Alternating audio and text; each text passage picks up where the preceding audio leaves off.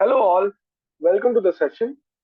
So today what we are going to do is we are going to continue our topics on Python, and in the last session we got an introduction about variables, what exactly are variables and how do we assign values to variables.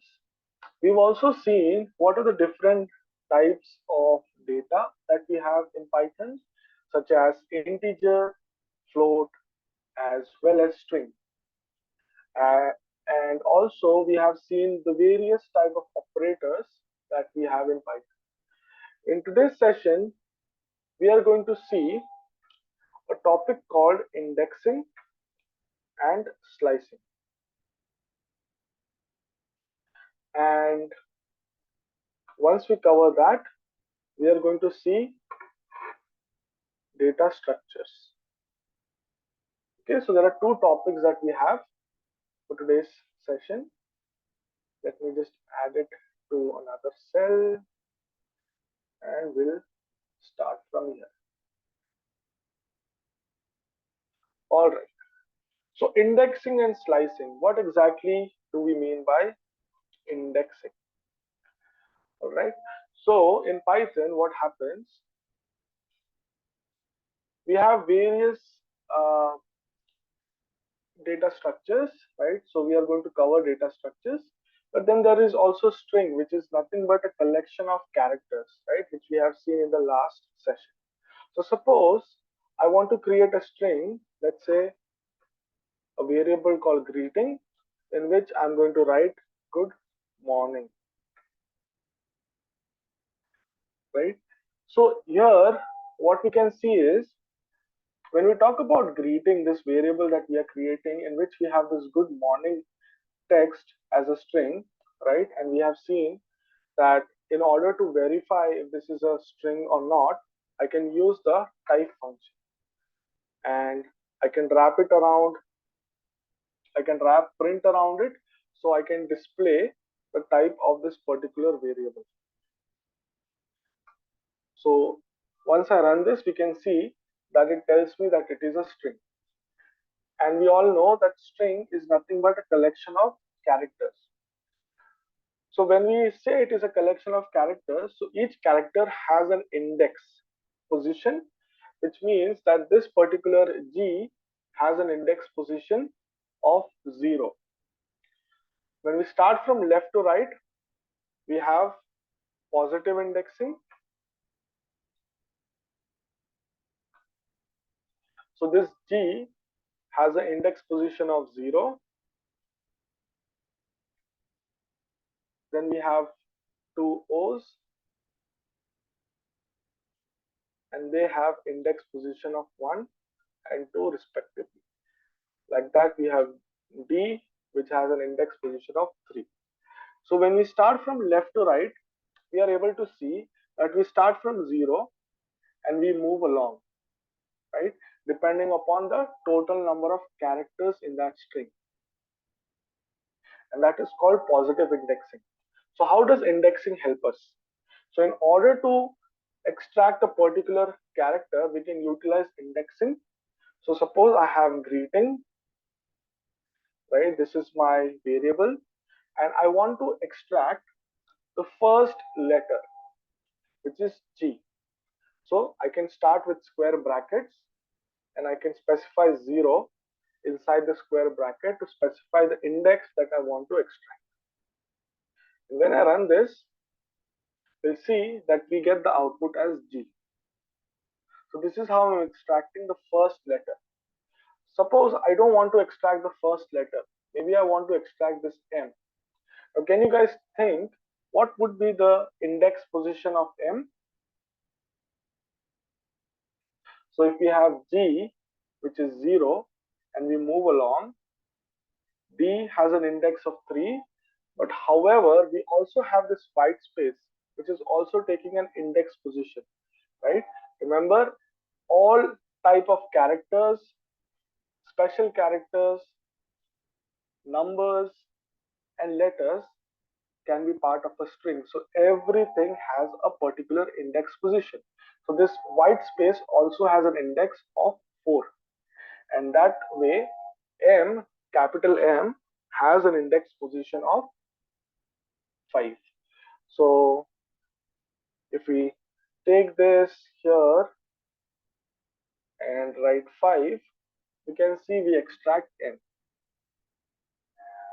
Now, why am I specifying this as a positive indexing? Because in Python, there is also an additional indexing called a negative indexing, which means that there is also a negative indexing which is a property of each character, and it starts from right to left.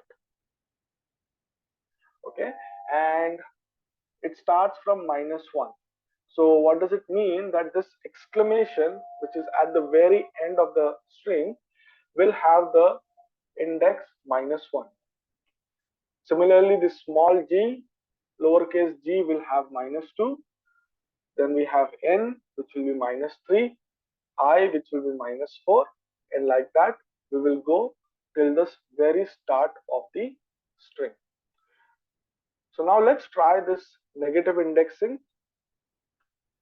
Suppose I want to extract the very last character, so I can just specify -1 and I get the exclamation. What if I want to extract this capital M? We have already extracted it with positive indexing as +5, but what if I want to extract it using negative indexing? So if we count, so this exclamation is -1, -2, -3, -4, -5, -6, -7, and then we come to -8. So if I write greeting -8, we can see we are extracting M as well. So this character M has both indexes 5 as well as -8 in respect to this particular string. So that is what we have in Python, both positive as well as negative indexing. All right. Now that we understand that, what do we understand by slicing? Slicing is when instead of actually only extracting one single character, which we have been doing in indexing, however, in slicing, with the help of indexing, we are going to extract a substring out of our actual string. So if we take the same example, let's write this greeting equals to good morning once again here. Let's add a few more cells. Okay. Now instead of only extracting, let's say, a letter G or M, I want to extract this entire word, this 4 characters word, good, which I want to extract. So how can I extract it? The way that we will extract it using slicing is that we will first specify the starting position. So I want to start from 0. So I will specify starting position. Then we will add a colon. After colon, we will specify the end position. So end position is 0, 1, 2, and 3. Now the problem here is whenever we specify the end position, that end index is not included in the output. So let's try that. Let's see if I put 3, what do we get? So as I can see, even if I'm specifying the index 3 for the letter D, that letter is not included in our output. So how can I fix that? To fix that, I need to remember that I always need to add one additional or I will always have to increment the end position by 1. So instead of 3, if I write 4, then we can see that I'm getting the output as I expected. Okay, that is your positive indexing. So we have used positive indexes. What if I want to try this with a negative indexing? So let's see how I can do that with a negative index. So first of all, I need to understand what is the negative index for G. Okay, here we can see the negative index for M is -8. So if we still count it further, so it's the white space will be -9, D will be -10, -11, -12, and then G will be -13. So let's write it -13. How about this D, right? So this D is going to be, so this is -13, this O is -12, this second O is -11, this D is -10. However, we have already seen I want to increment, add 1 to the end position. So if we add 1, it will become -9. Once I run this, this is how we extract using a negative index. Now you can do a combination of both positive and negative depending upon your use case. Suppose I want to keep the first one as a positive indexing and the last one as a negative indexing. I will still be able to extract it. Additionally, if I want to keep the starting position as a negative index and the end position as a positive index, we will still extract it. So we can see, to extract a particular string out of the main string, or to extract a part of your string, we have 4 different ways that we can do it. Okay, so that is a very convenient way and a flexible way for us to utilize slicing and indexing wherever required.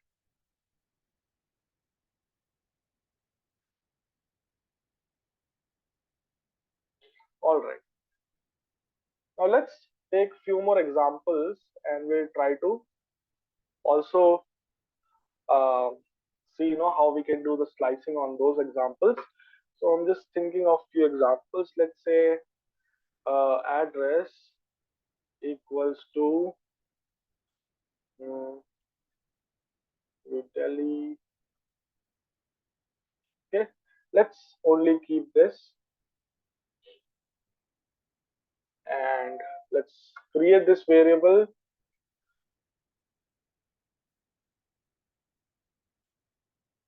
Now let's say I want to extract this word new from the string, and how can I do that? I can start from 0 and I go till 0, 1 and 2, right? And as we know the fact that 2 will not get included, so whatever is at position 2 will not get included. For me to get it included, because W is at 2 and I want to get it included, I will add 1 to it and this will give me that word. Now one trick that we have in this particular slicing is that whenever we are starting from the very beginning of the string, so whenever we want to specify 0, even if we don't specify it, that will still work.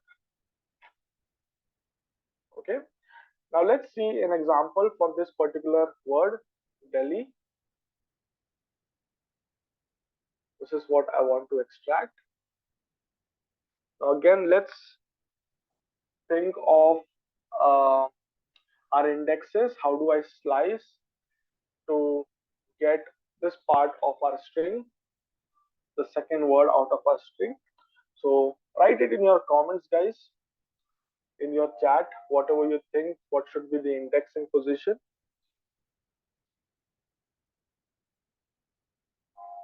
All right, let's try that.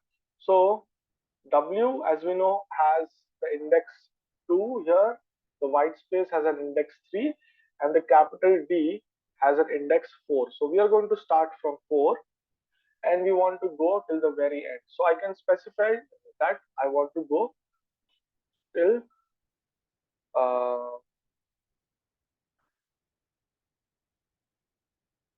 till the very end. So what is the end of my index? So I have 4, 5, 6, 7 and 8. 8 is the index of I, right? And I will have to add 1, so it will make it 9. Run this and we get that word, right? Now when we are going till the very end of our string, then we don't need to specify the last part as well, and it will still work. Okay, so let me actually add it to another cell so we see both the ways of extracting whatever is at the end of your string. All right, I hope this is clear, guys. What we are going to do now is we are going to move to data structures, and we'll see how data structures are important and what different data structures that we have in Python. So the first data structure that we are going to learn about is called a list. Okay, a list is nothing but a type of array, which is that it will take multiple elements. Okay, it is a collection of multiple elements. So let's create a list and then we'll see its properties. So suppose I want to create a variable called my list.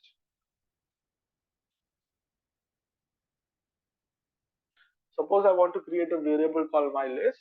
So how do I start? I will start with square brackets. Okay. Now remember, this square bracket is different and this one is different. Here we are applying the square brackets directly after the variable. So it will be a syntax for slicing and indexing. However, here what we are doing is after creating a variable, and we are basically assigning some values which will be present inside the square bracket. Suppose the values are 1, 2, 3, 4, 5, 6, and all these values are going to be comma separated. Very, very important. They cannot be any other separator. That has to be a comma separated value which will make it a list. Okay, so what are the properties of a list? Defined by square brackets, okay, comma separated values inside square brackets. I can say like this.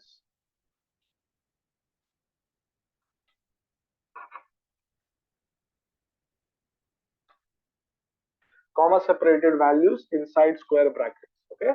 Now let's run this and let's print the type of this variable and we'll see how Python will be able to tell us if it is a list or not.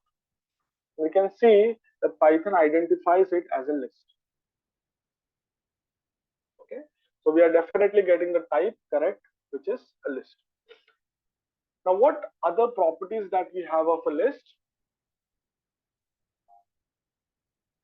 So the next property of a list is that it is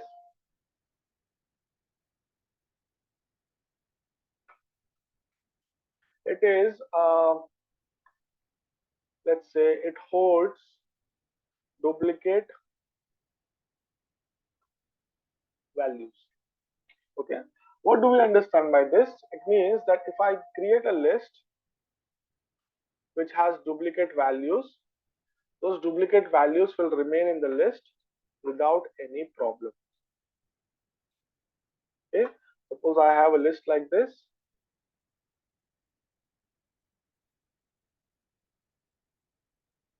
and we print that list, you can still see we have those duplicate values in our list.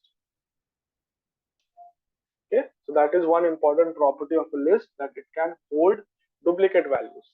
What is the next property of a list?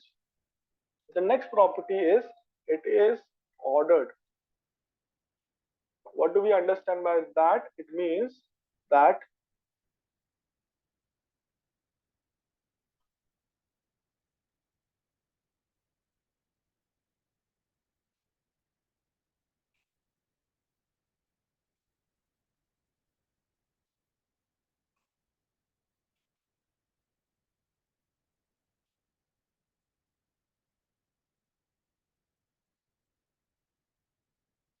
all right, so it means that it has indexes, and the way that we define it, so here if you see, I have written my list or created my list in this order, and the same order applies whenever I want to access that list. It is not like that list is going to randomly change the location of the elements. It is not going to do that. The way that I have defined the list, in the same order, the list is going to get defined in the system. Okay, so here we can see index position 1 is 1, sorry, 0 is 1, and here also we can see the same applies. Whenever I print it, it will take the same order. So that is one more property of a list. And now we come to the next property of a list, which is mutability.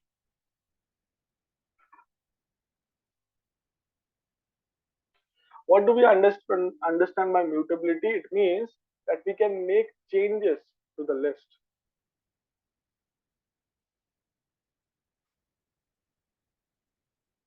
We can make changes to the list. We can add, modify, or remove elements from the list. So how can we do that? So let's see. If I want to add an element, and remember, a list can take different type of data types also, so it doesn't need to have only integer data types like the one that we have defined. So this time let's add a different type of data. And how can we add that? Using a method called append. So we use the variable mylist, whatever we have defined, dot the method name, which is append, and then inside that we specify whatever values that we want to add. So let's say I want to add the string hello. Once I run this and we print our list, this will get added at the very end position. Okay, so this is how we can append or add an element to a list. Let's say I don't want to add it at the very end, but I want to add it at a specific location.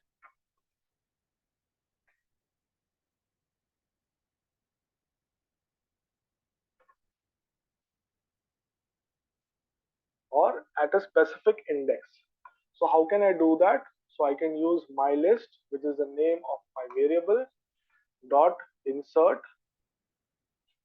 and this insert has a few parameters. Okay, now a very nice thing that you guys would like to do whenever you're using Python is that you want to read the documentation.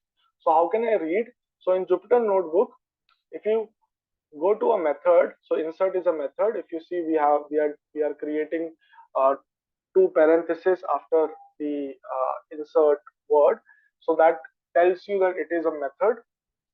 And if I press shift tab, uh,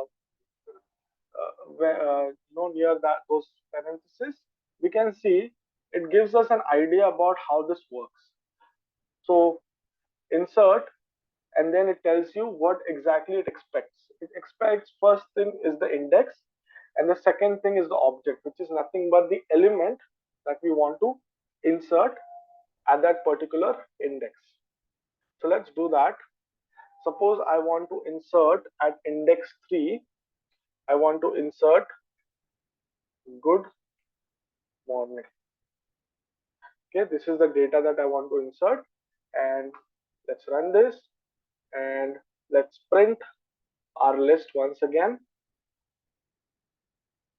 and we'll be able to see at index 3 we have this new element which has been inserted.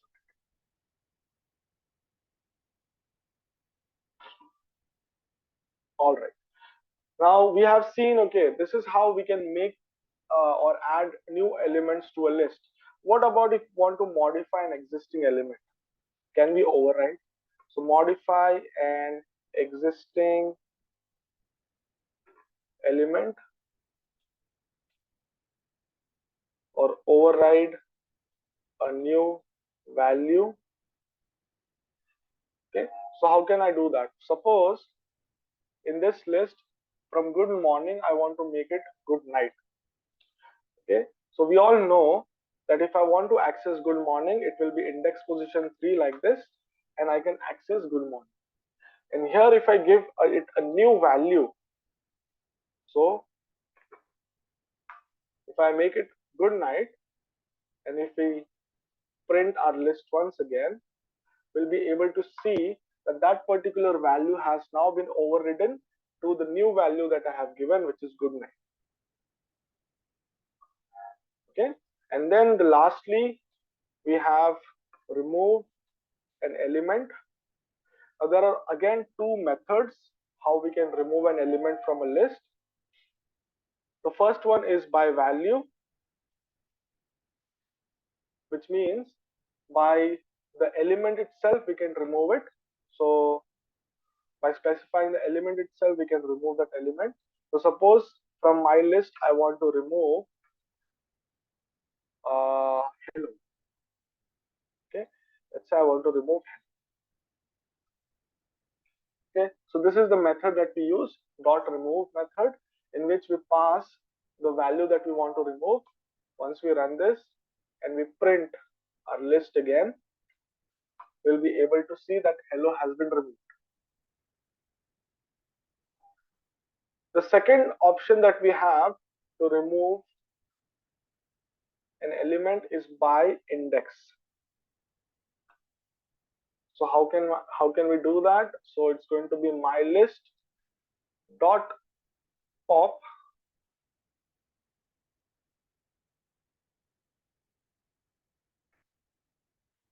and if we don't specify anything, the default is going to be -1. The default is going to be -1, which means after I run this, what is at -1 position? This value 2, it will get deleted from our list.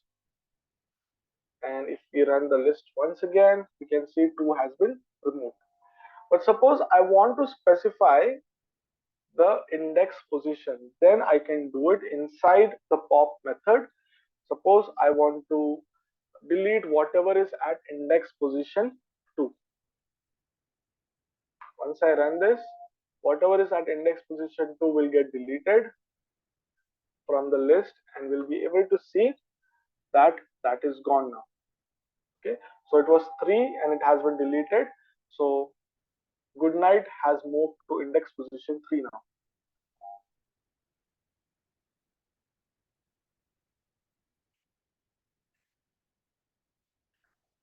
All right, so that's basically how we can utilize list and work with list in Python.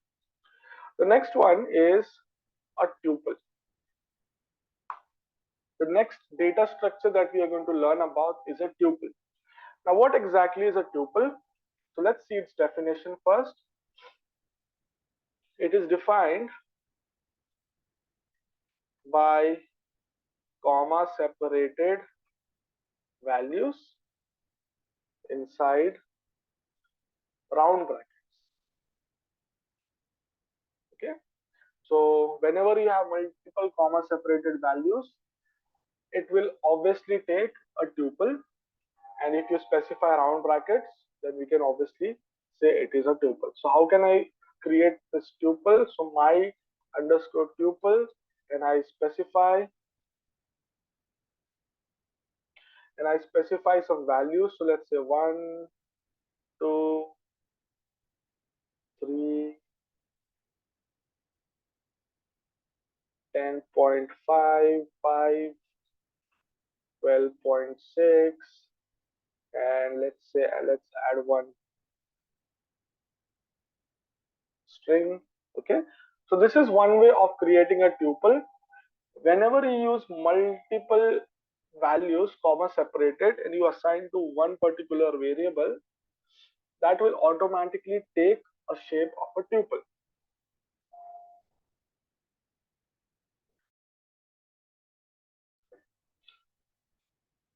So let's run this.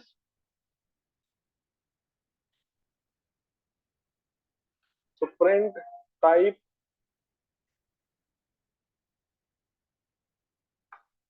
you can see it is showing as a tuple. And when we check the values, all those values are present in round brackets. Now we can specifically also define it using round brackets rather than just leaving it as it is. Wherever we are defining, just to be sure, we can always write it with round brackets, and that should also work. That would also again tell me that it is a tuple, and it will show me the values in the similar way like we did here. Okay, so that's how we have a tuple. Now what are some properties of a tuple? So let's see some properties. The first property is it it holds duplicate values as well.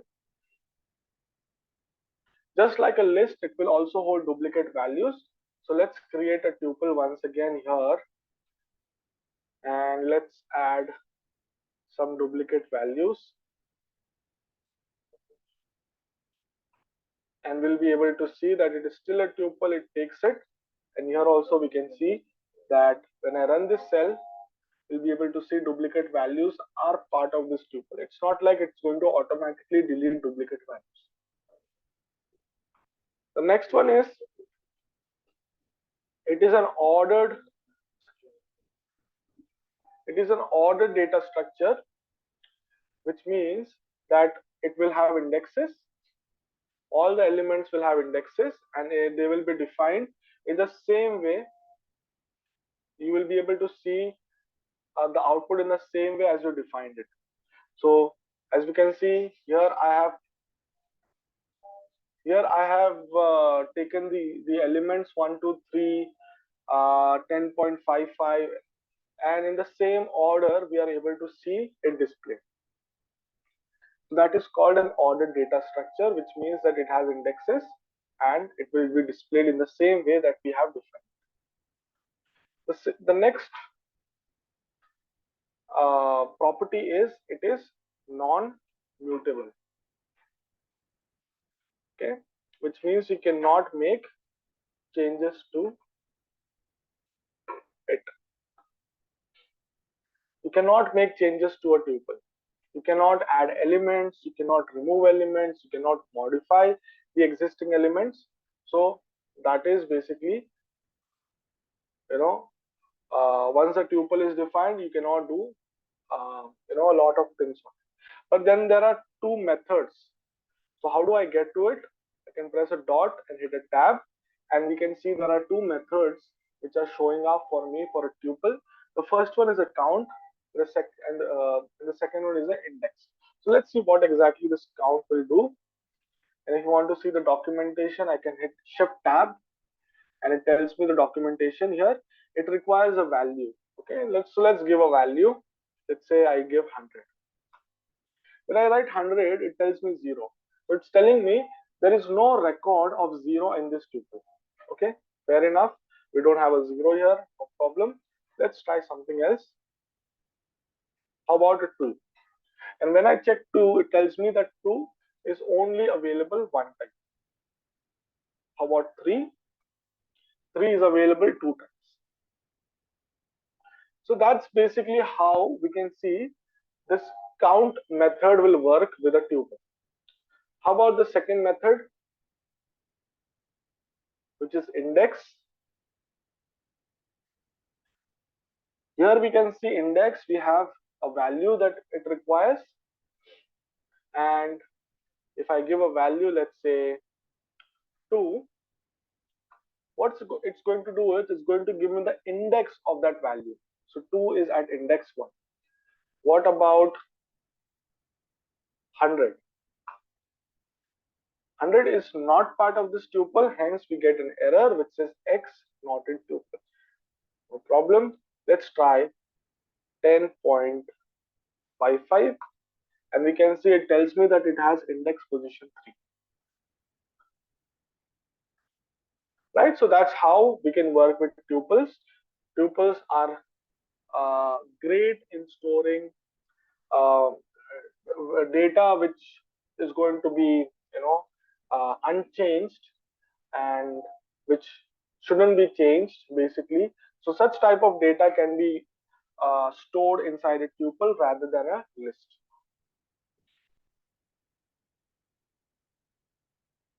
All right. So now we are left with few more data structures. We have set and dictionary to cover. However, we are going to cover it in the next session, guys. So I hope you liked the session today. We have covered indexing and slicing. We have covered data structures such as list and tuples, and there are various important methods. Similarly, we are going to cover set and dictionary in the upcoming session. Okay, I'll see you there. Take care. Bye.